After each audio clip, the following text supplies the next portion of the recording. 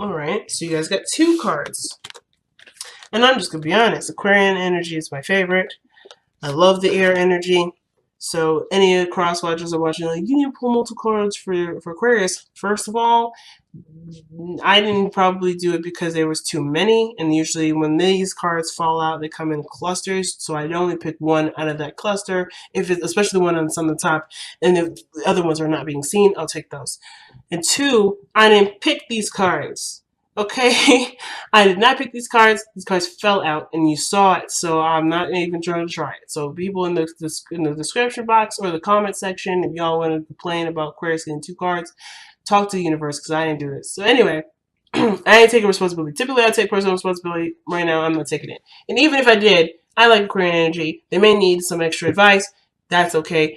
Everybody's got a little bit of Aquarian in them, so this may apply to you too, based off of where your placements are. So just be quiet and just appreciate this reading if you have something that is correlating to Aquarian energy.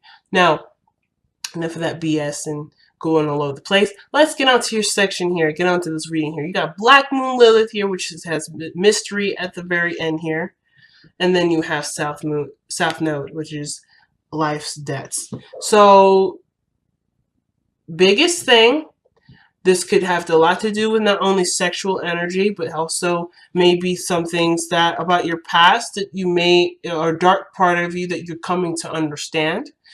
And this is you're coming through understanding this part of you, this dark energy about you. This dark energy is not bad energy. It's just an energy where it definitely needs time of, it needs compassion. It's where our morals and beliefs come from. Like a lot of structure of who we are, it has 50% dark and 50% light. And I think you're coming to an awareness of your dark energy, or your mystical portion of yourself, Aquarius. Sexual energy too, as well as your feminine energy here too. Like you're becoming very aware of this energy, and it's through your karmic debts, or perhaps your South Node, where you're comfortable, or who you are, or where you're home.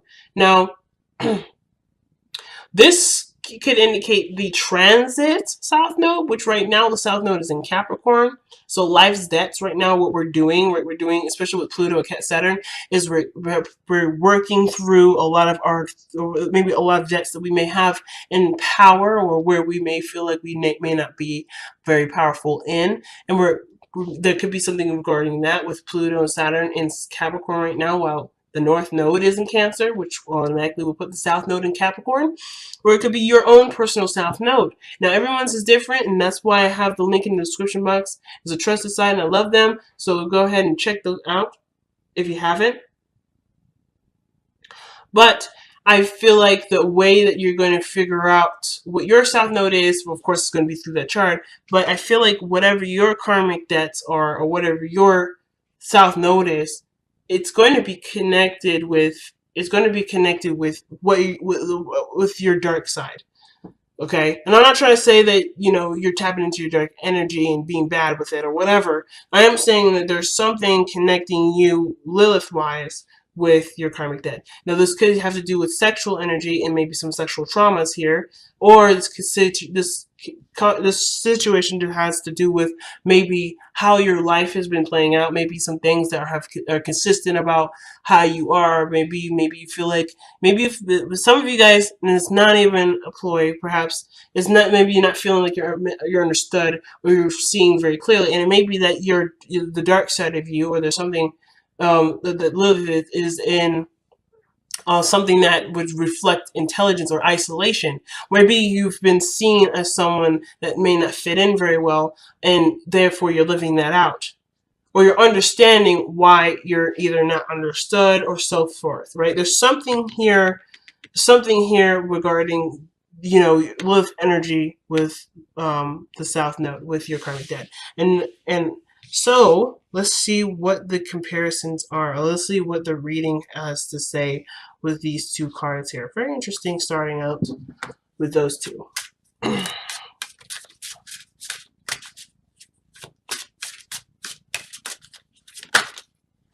Oh, the 8 of Cups, though. But you're emotionally done. Okay. And you're mostly drained too, so.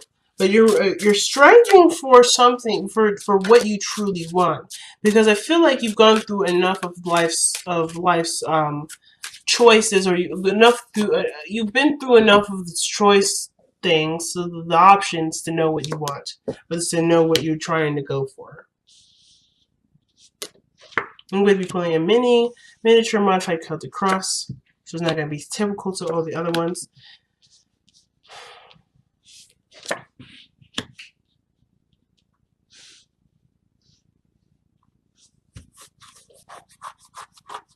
Alright, and your crowning energy or your advice energy.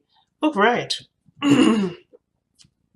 So your underlying energy is showing the Six of Swords. Some of you guys have just gone traveling, or some of you guys are doing spiritual travel, where you're going through a spiritual, not awakening, but more of like a spiritual journey to understand you, to understand where you're coming from and who you are, okay?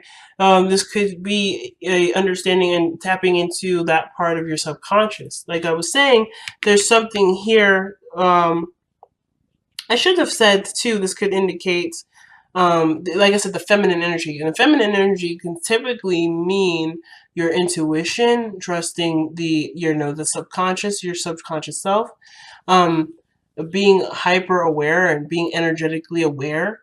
Now, the Six of Swords, maybe this is activated by travel. This could be activated by you deciding to go down a certain path, or doing something that's different, or going down a certain journey. But it's also turning your back towards what was, right? So you can reach what is. And it's that in between, right? Where you're not anywhere, but you're not nowhere, if that makes sense. So you're going somewhere, but you're not in a direction you're not anywhere that makes sense quite yet, or anywhere that can start you off doing something. It's just the voyage. It's just the journey. So of course, you can have all these ideas of what you may reach, and all this stuff, but I feel like you're keeping your options open because you have all these swords here. You have all these swords here in front of the view, but your back is towards the past. So you're not dwelling on the past, but you're not fixated on the future, because whatever will come, you will work with, okay? And I love that the Two of Wands is there, because it was a decision to go there. It was a decision to have this kind of passage, to have this kind of journey. It wasn't something that was sparked upon you of any sort. It just kind of happened based off of your choosing. So it's awesome. The heart of your reading is showing the Three of Pentacles, and this could indicate this is about plans for the future, or looking towards some sort of progression in your future. Now, I feel like this is also involving other people and people in your life and what they mean to you.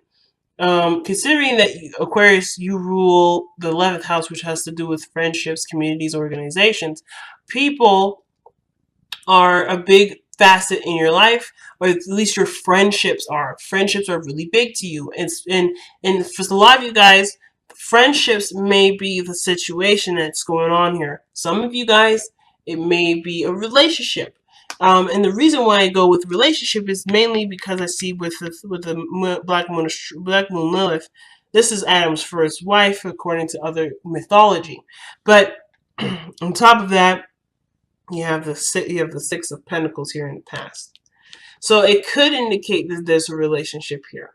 But I kind of feel like this has to do with groups and people in general. Mainly because there's three people here. There's three people in two cards, or in three cards here. Actually, if you look, there's multiple people in every card, except for the Ace of Cups and the Seven of Swords.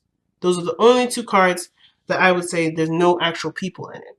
But if you look, three people here, three people here, three people here, three people here. Like if you didn't, I didn't even really think about it, but the monks are people too, right? And then there's a crowd here. Two people you can visibly see, and then another one hidden behind a horse. And even the horse can be acknowledged here, because horses have emotion too. But then there's this person sitting on the horse. So there's multiple people in all of these cards. So my thing is that what does this have to do with people?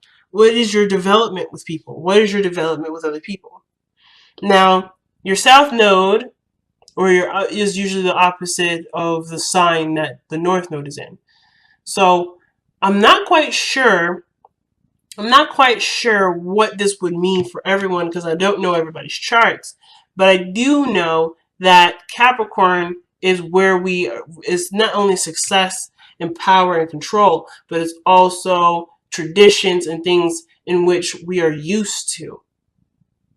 And I feel like right now you're aware of what you're used to and you're breaking out of this. You're breaking out of the traditions, right? You're cleaning up karmic debt by no longer being in debt, by no longer having that sort of mentality that if you're in debt, there's no fixing it. You're going to do something different to clear karmic stuff. Now, this doesn't have to be karmic stuff too. It could just be old ways of living, old ways of being that you find to be not necessarily benefiting you. So the Seven of Swords coming up is, it kind of feel like you have a lot of ideas around you or regarding people, but the Seven of Swords would suggest that there may be this feeling that you're the only person that will be able to enact what you have in mind. Because one of the things I've noticed is that I feel like Aquarius, you're always the person that's the tallest in every card. You're the priest and the Hierophant. You're the person riding the horse. You're the individual standing on that table there, trying to, figure out what the people are trying to communicate. You're the person that's giving of yourself and balancing the scales in the Six of Pentacles. You're always a person. I feel like you're the person that's like standing up and the one that's presenting itself in the card. And in that regard, are they on the same level to you or are they not? Now, and at the same time, does that mean either you stoop down to that level, or does that mean that you let yourself continue to be the person that you are, but may inevitably leave the people behind? But I feel like the biggest struggle is whether or not you decide to leave and go on your own, or you no longer, or you have plans. Oof, it's really difficult with this one, actually. Because the Seven of Swords is also about taking a risk. So maybe it is going through plans with people and assuming the risk of that.